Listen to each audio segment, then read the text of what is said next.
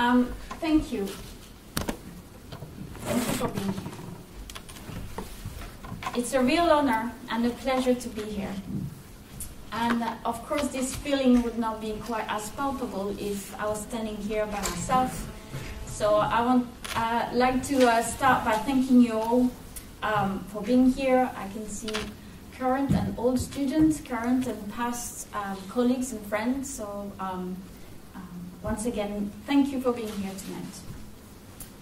Tonight marks a milestone in my academic journey, which began all the way back in '93, which is, according to our 9-year-old son, a really, really long time ago when there was no internet and no iPhone. It was not quite a straightforward academic journey. My first choice after my A-level was to attend a select engineering school. And when I say first choice, I should clarify that as most 19 years old, I didn't really have a clue what I wanted to do with my life. Only that I wanted to have an education.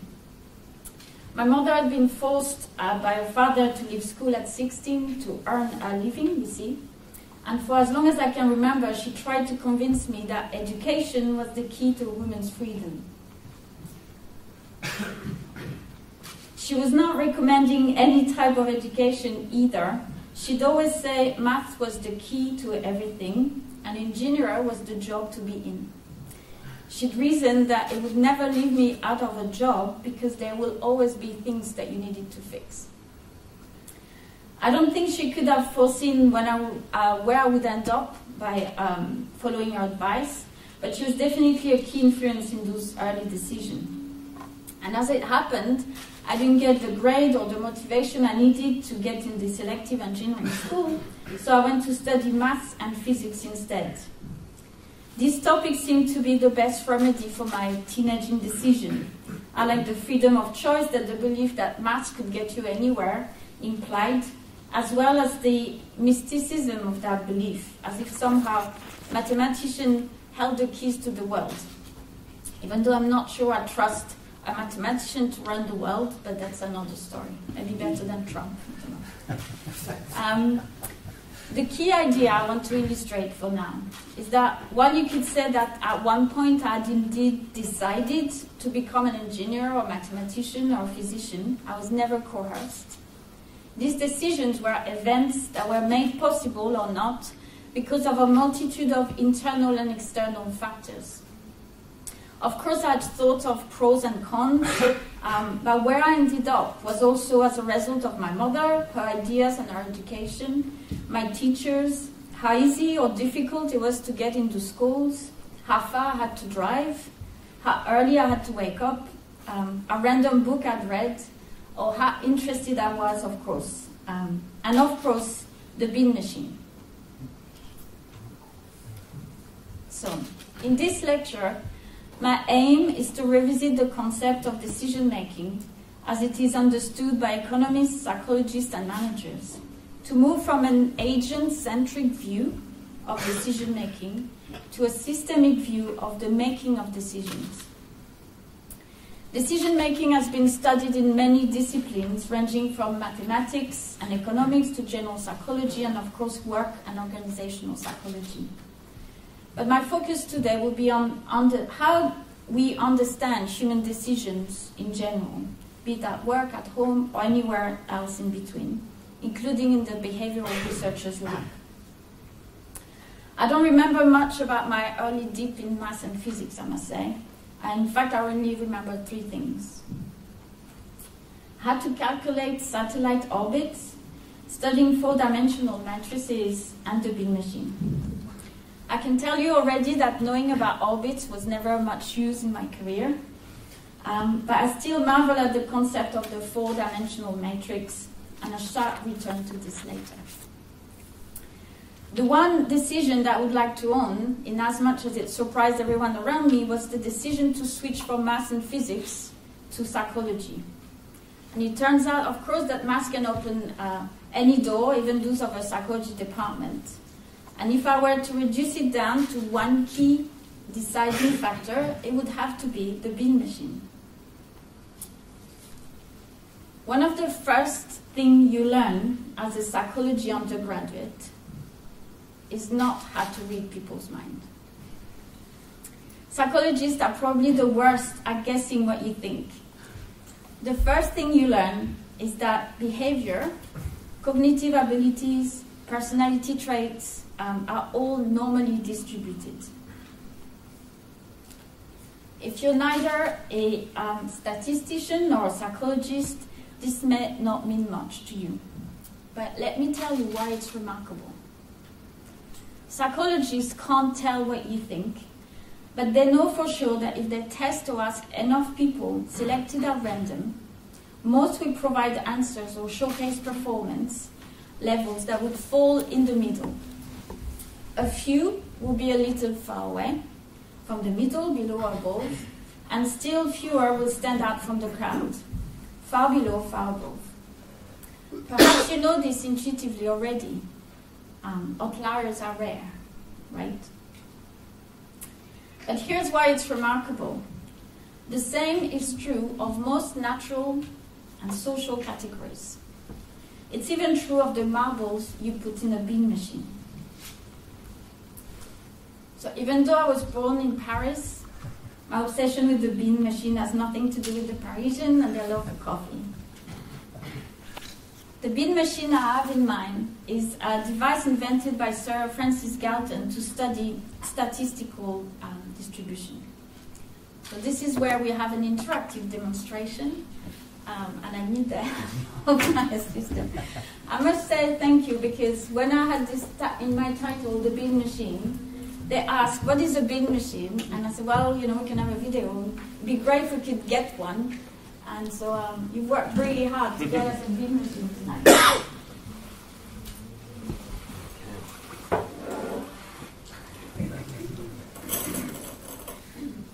So this is a bean machine, and these are marbles. And I'd like you, I don't know if you can see it very clearly, but we have the video, and so if you missed that, you can watch the video again, and you see the zoom out of the bean machine. Now I'd like you to imagine that this is one of your, these balls represent your mind. And you have is the board here, the nails, could be your neurons. Okay?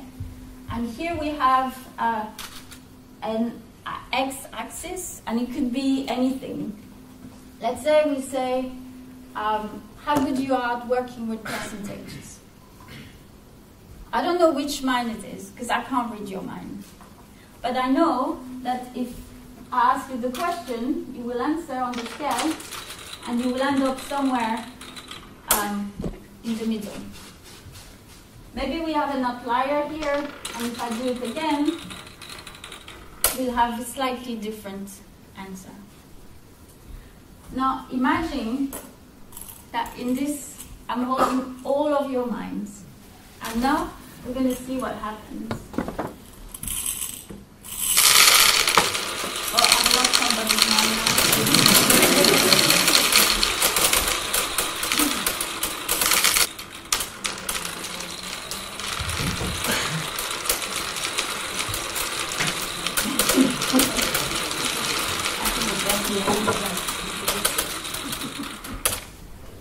So, if you can see this, the idea here is that if you see that what happens when we ask everybody, you are all normally distributed, just like the rabbits earlier. Most of you will end up sitting in the middle, some of you are a bit higher or lower, and we have a couple of bright stars with percentages, and a tiny few would really have a twos taken out rather than to have to do math. And that's remarkable. I mean, we use this to illustrate your numeracy, but we could have used any other individual characteristic or behavior, your level of conscientiousness, your performance at IQ tests, your liking of chocolate. When I realized that instead of studying beans, like I had just done in my physics class, I could study humans instead, I never looked back. The fact that we all naturally end up on a normal distribution has never ceased to amaze me. I think it's because it embodies the idea that there is order behind chaos. Your brain activity might seem chaotic and random, unique and complex. We can try and make sense of where your neurons lit up. We can study outliers. But if we want to understand people, we can step back to understand how their differences come together and provide a collective result. We can move beyond chaos to discern the order of things. Now I realize that by saying that your train of thought is like a beam rolling down a big machine might seem a little bit of an oversimplification. And you would be right, of course. The point here is that it doesn't matter how complex the neurological process leading to your personal answer is. If we look at a large enough sample, your answers will be normally distributed. So psychologists study people's belief, ability, and competencies by modeling this average man, made of sufficiently large numbers of us. They try to poke him and see if they can change his performance. They put him under different conditions to solve a task, for example, under time pressure compared to no time pressure. And they see if they can have an impact on his average answer, that is on the distribution of people's individual answers. Perhaps you're thinking now that this is robbing you of your individuality, that our understanding of the working of the human mind and of human behavior can only be limited if we take this approach. I certainly often ask myself these questions, but the bin machine pulls me back on track. The fact is, order does emerge from a multitude of peculiarities. To understand the big picture, to understand how order emerges from complexity, we need to zoom away from the peculiar. And by zooming out and studying how the average man thinks and behave, psychologists are working towards developing a general model of human cognition. That is a model of how people get to know, understand, solve problems, make decisions. So, assuming that the working of the minds amount to more than a being randomly bumping off equally distributed nails, but nevertheless, also assuming that there is a mechanical underpinning in how we think, which results in order, what is a better metaphor than the big machine to understand human cognition? By now, perhaps you won't be surprised to hear that this question was already originally answered by a mathematician. In 1936, Alan Turing introduced the computer metaphor of human cognition when he compared a worker to a computing machine with different mental scripts or procedures stored in memory. Turing thought that the information reaching the mind's consciousness, together with the computer worker's current state of mind, would trigger an application of a specific procedure. The incoming information would then be processed according to the activated procedure, and a new state of mind would occur. This model, often referred to as the information processing model, continues to form the basis of how behavioral decision scientists view human decision-making.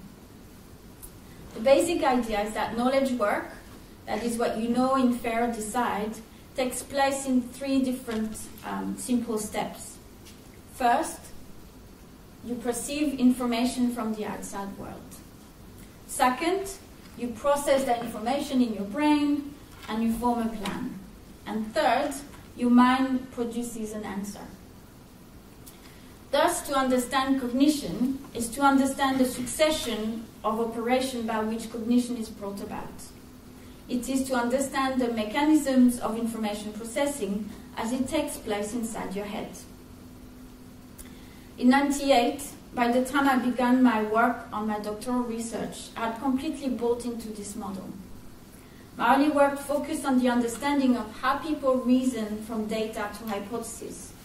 This relates to the important problem of induction and is arguably very relevant for any professional or manager. Consider, for example, the following problem. This year, expert project This year, experts project that there is a 20% chance that a taxpayer will file an incorrect return. To identify such incorrect returns, the Internal Revenue Service, IRS, has been implemented. Unfortunately, the service is far from perfect. There's a 30% chance that the IRS auditor will detect an error in an incorrect tax return, and there's a 10% chance that it will indicate an error in a correct tax return. The IRS has just notified the taxpayer there is an error in his return. What is the probability that the return actually has an error? Needless to say that this problem is very difficult to solve correctly.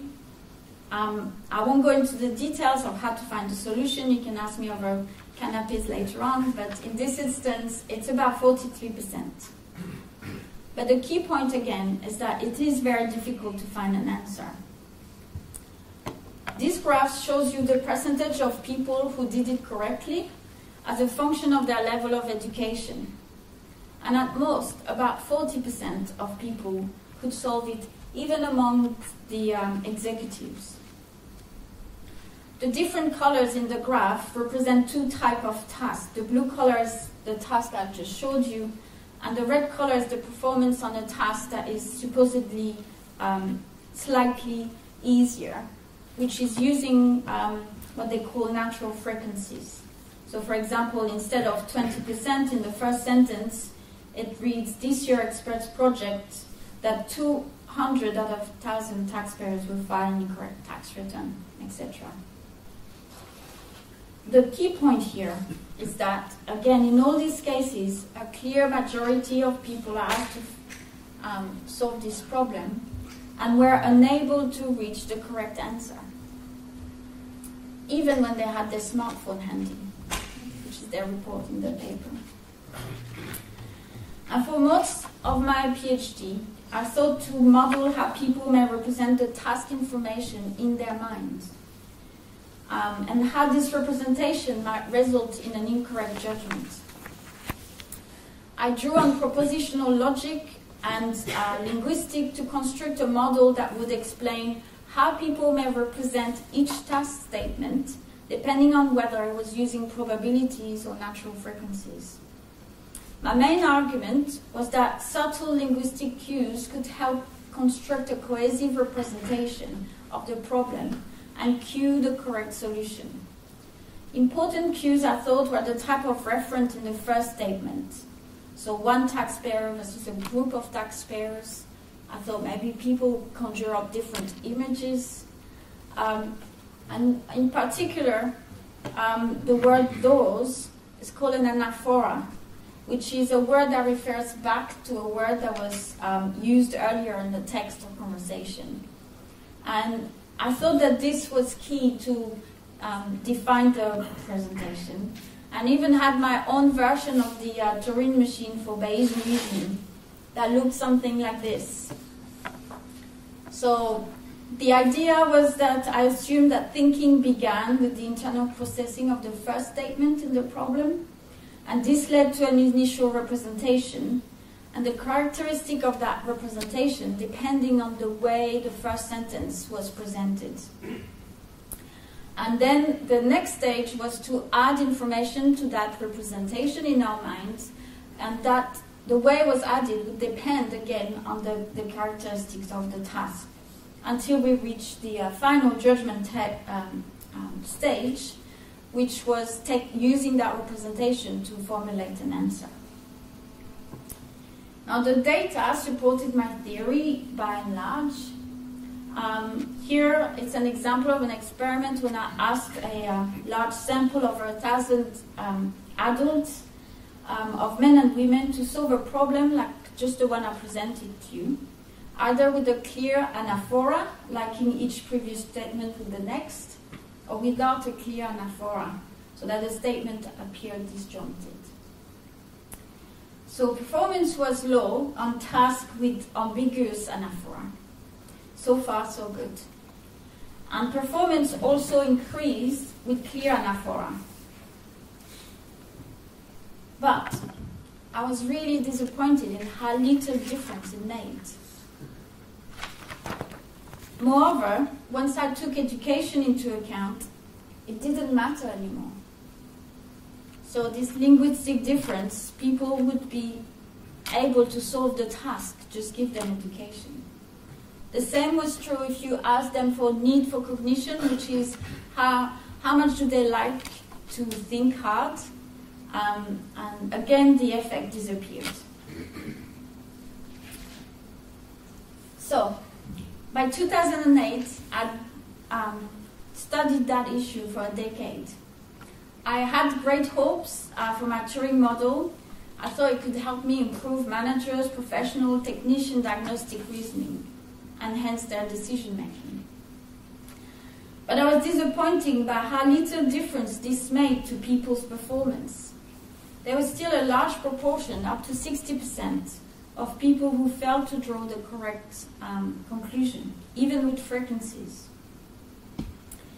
And in what I thought could be my last contribution to the topic, this is true, I found the slides, I wrote, perhaps people are simply not equipped to solve these problems, or perhaps it's us, the researchers, who have not yet understood how individuals represent and process these tasks. Or perhaps still, those tasks are not suited to study inductive reasoning. Are you disappointed too? Or perhaps you wonder what I decided to do next. Or perhaps what happened next. It was a happenstance. In 2008, I was working in Toulouse, where a visiting professor gave a seminar on the implication of the hand-axe enigma for our understanding of human cognition. You were talking about interdisciplinary, and now I'm going to talk a bit about archaeology. So the hand-axe enigma is an archaeological enigma. About 3.3 billion years ago, hominids started to fracture stones to make tools. The oldest version of these tools, they were simply chopping artifacts. They're called Aldo pebbles tools, and they're represented here. And to make them, it was just striking flakes of the stone, and a process that the archaeologists call knapping. And then, around 1.6 million years ago, new form of these tools started to appear. Rather than appearing randomly chopped, their form evolved to a bi-shaped, symmetrical one. Now, the hand-axe enigma comes into play because the archaeologists cannot agree on the origin of this more sophisticated and symmetrical shape. Was it the result of a mental plan imposed on matter, or did it emerge through incremental improvement of the manufacturing process? For some scholars, the symmetry is the onset of humans' conscious intention and thoughtful plans. For others, it merely reflected the natural evolution of the tool through the refinement of the knapping technique. So rather than a deliberate to make a choice to impose symmetry on the stone. You may wonder what this has to do with our topic. Well, everything. This has to do with the essence of the question about human cognition. It's about you, me, and people around us, colleagues, students, parents, children, manager, professional, and all the rest. It's about how we get to know, understand, and make decisions. It's about intentionality and purpose. The hand-axe enigma highlights two conceptions of human cognition. On the one hand, there is the view that we first have a mental plan, which we realize through our action. And on the opposite hand, there is the view that we have no plan. Rather, we constantly fine-tune and refine our adaptation to the environment. Could this be possible? Could Turing have been so wrong? And what does this mean? There are some scholars, admittedly they're mostly philosophers, who believe so, and they argue for a radical embodied view of cognition, where human complex behavior arises from the coupling between agents and their environment, without the need to use representations or computations go-between mediators.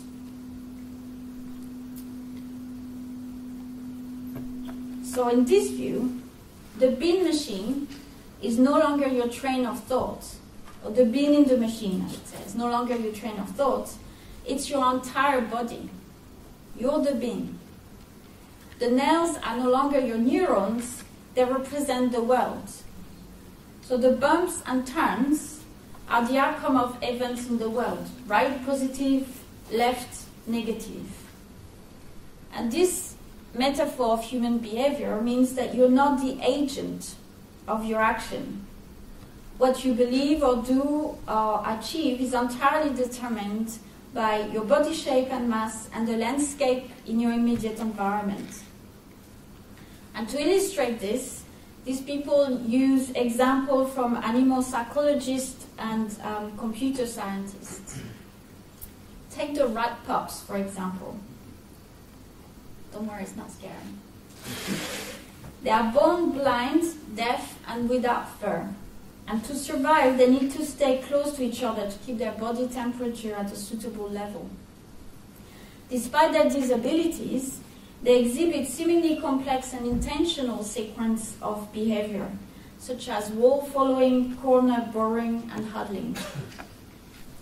I say seemingly complex because a few years ago, computer scientists were able to reproduce these behaviors in simple roborats. Those roborats were programmed with very simple instruction loops, randomly stopping, moving forward and backwards. And despite these simple sets of instructions, they behave just as real rats, as long as they had a pointy nose and the environment provided corners to huddle into. But fear not, most knowledge work experts or cognitive scientists are not radicals, and mainstream consensus still side with le penseur and the idea that we think first and then we act upon our thoughts. The assumption that we or our brains are the makers of our decisions is pervasive. Cognitive scientists assume that our thoughts and decisions arise from our intellectual understanding of the world. We think hypothetically, then we act. This view embodies Max Weber's doctrines of methodological individualism, according to which individuals' actions result from the intentional mental states that motivate the individual actors. This is beautifully illustrated in the latest book by Steven Sloman, professor of psychological science, and Philip Fernbach, professor of marketing. They propose that the origin of people's action is their ability to reason counterfactually. That is, to reason from what could happen if things were different. And referring to Galileo's famous experiment to illustrate their point, they write, "It is well known that Galileo dropped weights from the Leaning Tower of Pisa to prove that different masses fall at the same rate. Historians disagree about whether this event actually took place, but what we do know is that long before the alleged experiment, Galileo knew how it would come out based on an experiment that occurred in his head. As he described in his 16th century book on motion, he imagined two objects of different weight drawn by a string falling. Using his understanding of the physical laws that guided his thinking, he was able to accurately infer that objects fall at the same rate regardless of their weight." Now, no doubt Galileo was an intelligent man, and he may have himself believed this account was true, but it's unlikely that this is what truly happened. Unfortunately, he was not available for interview, but we could use a more modern account, the discovery of the structure of DNA, retold by James Watson himself. And this is...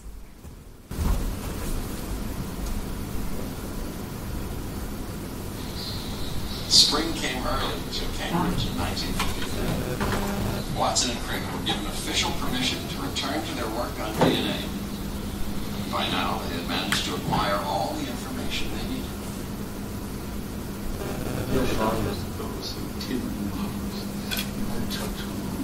And, you know, finally in desperation, I made some other cardboard. I began moving them around. And I wanted an arrangement, you know, where I had a big and a small. So, how did you do it?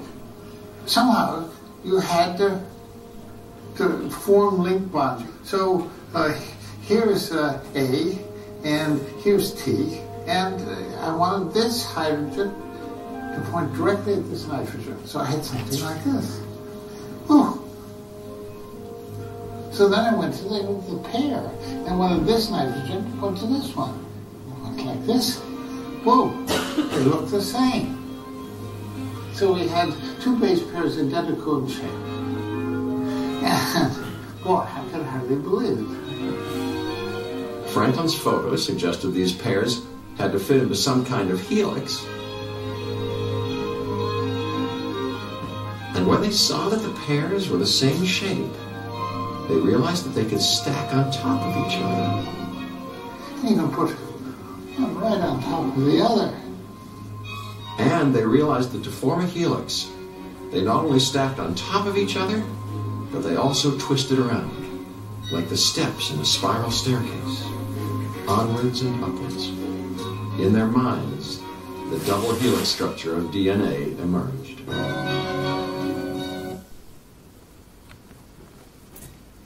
So, both the methodological individualist doctrine and the radical embodiment view seem unfit to account for the discovery process described by Watson. Of course, his story, like Sloman and Fernbach's account of Galileo's discovery, are existential anecdotes. But Watson's account suggests that the key to understand how people think and decide may not simply lie in their heads. And the first person who made me question this was the visiting professor I mentioned earlier. In a research seminar, he presented results from a study on the word production task, comparing two conditions. In one condition, people could rearrange the letter tiles in any way they wish to produce words. In the other condition, they are not allowed to touch or rearrange the letters. And the key finding was that people who could move the letters tiles around found more words. This is both prosaic and remarkable. It's remarkable because this result potentially challenges methodological individualism. That's the assumption that we think first and then we act up the product of our thought. If we need to think first to find a word, why move the tile once we thought of a word? It potentially challenges the assumption that we are the makers of our decision, because if we need to move the letter to find a word, are the words we find also the result of the random letter arrangement we produce? I say potentially because I imagine critical listener would hang on to the idea that our actions are managed by a central executive in our brain. Perhaps you think that moving the letter is irrelevant. What matters is the sequence you see once the letters are rearranged. The fact that your hands are doing the rearranging is irrelevant. It's a mere implementation detail of how the letter tiles are rearranged. You might have a randomized presentation of the letter tiles on a slideshow, and that would have done the trick. But what if there is more to this than the information that meets the eye? What if by thinking this way, we were throwing the baby with the bathwater? What if the key lied at the interface between the internal operation of the mind and the physical action of the hands? What if when and how the letters were rearranged mattered? I was so inspired by the ideas that I ended up marrying the presenter.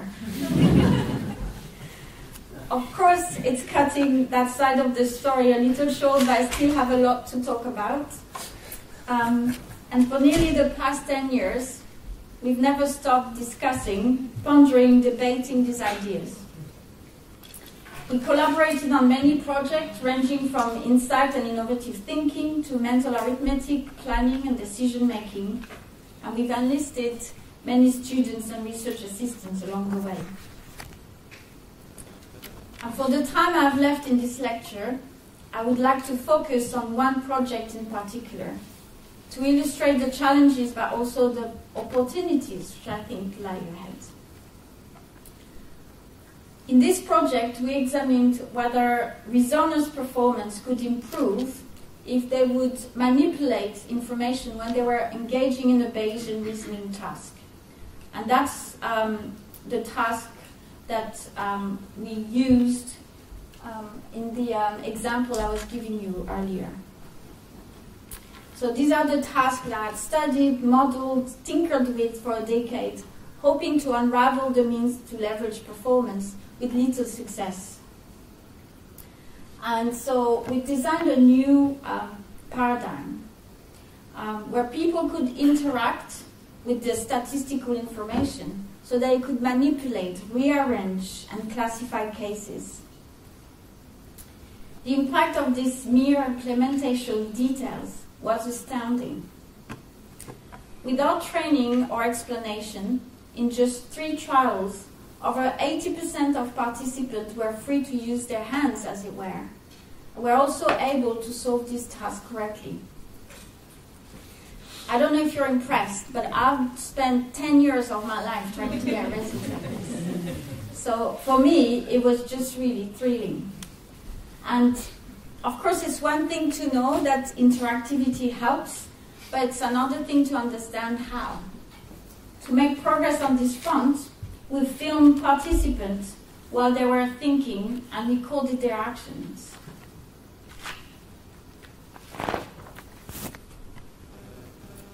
And it turns out that those who solved the problem were more likely to interact with the cards from the start. And 30 seconds into the task, they were engaged in actively transforming the card layout, sliding cards, reorder them, move them to a completely different location. By the end, they would reason from a completely fleshed out display. By contrast, those who didn't succeed were more likely to spend time holding onto the cards. And 30 seconds into the task, there is little evidence that their level of interaction has increased very much. And by the end, they would reason from a partially fleshed out display. Now, if there are still any skeptics left in this theater tonight who may still think that there's nothing more than meet the eye, I have one last experiment for you, which is the one last argument to relegate interactivity to a mere implementation details is the possibility that performance was just improved simply because the people who could interact with the cards could see the whole layout, all the information laid out in front of them.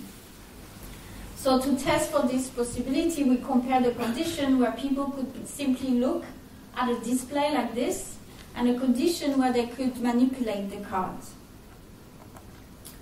And it turns out that manipulation was indeed the key factor to enable most participants to reach a solution.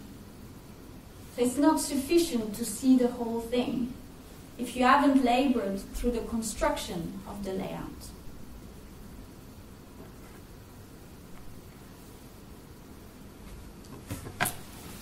So, to conclude, Ed Hutchins is a cognitive anthropologist who has long been advocating a paradigmatic shift in our conception of human cognition.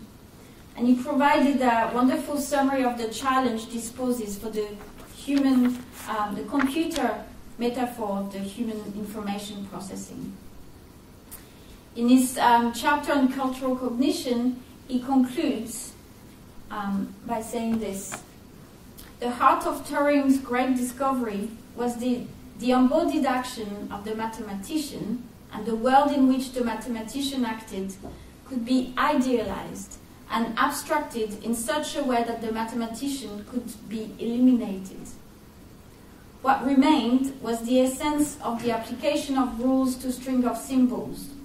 For the purpose of producing the computation, the way the mathematician actually interacted with the material world is no more than an implementation detail. So the Turing metaphor for cognition suggests that our thinking unfolds in a formal sequence of discrete events.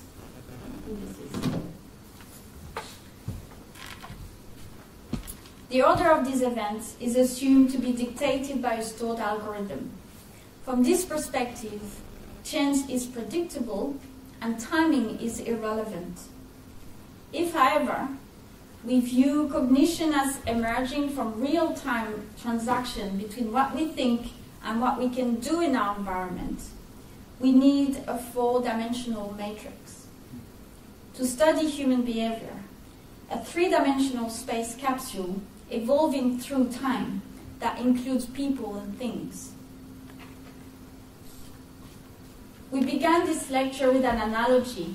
I invited you to imagine that the bean machine was your brain and the bean was your train of thought. This would amount to say that we are the executive controller of all our actions and decisions. Later on, we discussed another possibility, namely that you are nothing more than a bean, that your behavior and decision were merely the result of your aimless bumping against the world.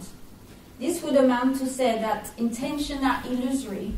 Like sophisticated roborobots, our seemingly complex behavior arises instead from a dynamic interaction between our environment, our body shape, and simple behavioral rules. I now believe that both conceptions are inadequate. I embarked on the study of human knowledge work as a Cartesian physicist, because I felt the behavior of humans was more interesting than the behavior of beings. And for the first decade of my research work, my working hypothesis, alongside the vast majority of my colleagues interested in human cognition, was that thinking, judgment, and decision-making amounted to computing a solution, a judgment or a choice. And as I hope I will have convinced you tonight, this working hypothesis is insufficient to understand how we know and decide. Time and time again, we have found, like Watson tinkering with these paper models of molecules, Scrabble players rearranging these to produce words, or Bayesian reasoners sorting cards to draw inference from data. Unleashing our hands makes us smarter, more creative, more innovative. So what we need to understand next is the nature of the transaction between thoughtful planning and opportunistic tinkering. Most of our knowledge of human cognition and decision-making either arises from the study of self-report measures based on information frozen in time and space, or from the naturalistic study of people embedded in systems that are very complex and idiosyncratic, so we can really only conduct existential analysis with limited scope for generalization. I must confess I still believe in the bean machine, and the fact that we can zoom out and high enough, if we do that, we can start to discern the order of things. But I've upgraded my model. In the bean machine 2.0, people are oscillating between driving the bean and being driven by it. We may avoid the post, bump off them, or knock them over, but we neither always do so on purpose nor by accident. So in other words, to understand thinking and decision-making, we need to understand what people can think as well as what they can do in the situation that they are in. I could conclude with a formal view on how we make this research, we may take this research agenda forward. I gather that you are eager to drive your bean capsule out of this theater and towards the buffet. So instead, I will leave you with one last example, borrowed from a French philosopher, anthropologist, and sociologist, Bruno Latour, and recently revisited by the cognitive archaeologist Lambros Malaforos. to illustrate what we mean by systemic thinking and decision making. I was thinking of you, Caris, when I was writing this. Before the invention of hotel plastic key cards, hotel managers needed their guests to leave their keys at the reception before they left. A clearly communicated instructions, please leave your key at the hotel before exiting, should be enough for most of us to leave our key. But in reality, that polite request is very unlikely to get the majority of guests to decidedly comply. The manager could add a well-positioned bowl to deposit the key without delaying you when you exit the hotel, and this may increase compliance slightly. But add a bulky weight to the key, and guests will no longer comply. They will want to leave the key at your reception. In other words, whether guests leave the key at the hotel reception cannot be reduced to their thoughtful and planned decisions. It also depends on the leverage of the hotel manager's request, the physical properties of the hotel reception, and on the physical properties of the key itself. Thank you for listening.